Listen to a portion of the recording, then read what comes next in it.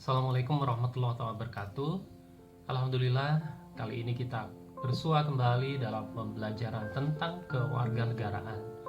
Hari ini akan saya sampaikan kepada anak-anakku yang lagi belajar di rumah tentang agen politik. Ada 6 agen politik yang ada di Indonesia. Yang pertama adalah keluarga, yang kedua adalah lembaga atau ormas atau bahkan sekolah. Yang ketiga adalah partai politik. Yang keempat adalah kelompok pertemanan atau kelompok bermain menjadi agen politik atau grup-grup. Yang kelima adalah media massa. Sedangkan yang terakhir, yang keenam itu adalah pemerintah. Kita tahu bahwa di dalam keluarga sering kali di dinding rumah kita lihat ada beberapa kalender dari beberapa calon gubernur misalnya. Ada kalender dari calon bupati atau bahkan kalender dari calon presiden.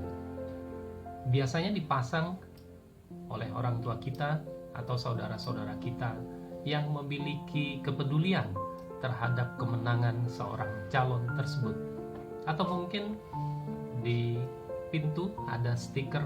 Sesekali orang tua kita kadang menyampaikan tentang beberapa visi dan misi tentang seorang calon gubernur, atau mungkin saudara kita menyampaikan tentang visi misi dari seorang calon legislatif yang dikenalnya.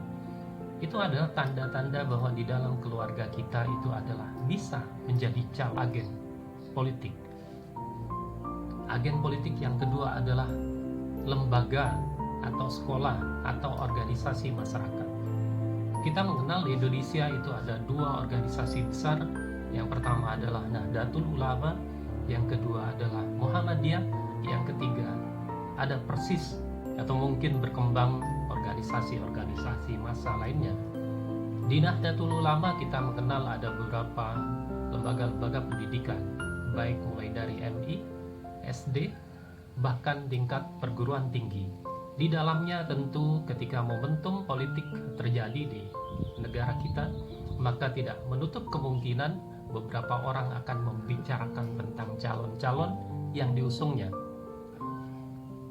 Kemudian di dalam partai politik menyampaikan visi dan misi partai politik atau bahkan calon yang sedang diusungnya. Itu menjadi calon bupati, calon wakil bupati, calon gubernur, bahkan calon presiden. Yang keempat adalah kelompok pertemanan atau grup-grup atau kelompok bermain. Waktu kita masih kecil sering bersama dan kemungkinan bertemu kembali, ngopi bersama, kemudian di situ kita bisa membicarakan tentang calon legislatif atau bahkan mungkin juga seorang calon presiden. Kemudian yang kelima adalah media massa. Media massa seperti TV, koran, kemudian buletin.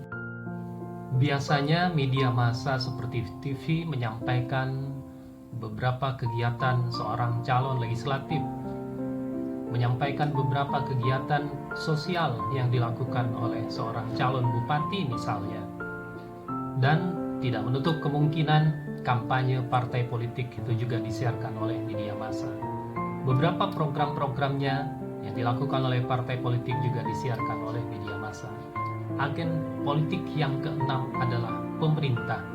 Pemerintah yang sedang berkuasa tentu harus menyampaikan beberapa agenda politik, visi-visi politik yang mungkin akan dikenal oleh masyarakat.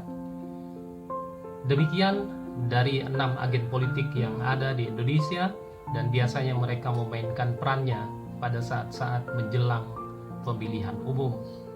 Mudah-mudahan bermanfaat dan kita bisa pahami bersama. Assalamualaikum warahmatullahi wabarakatuh.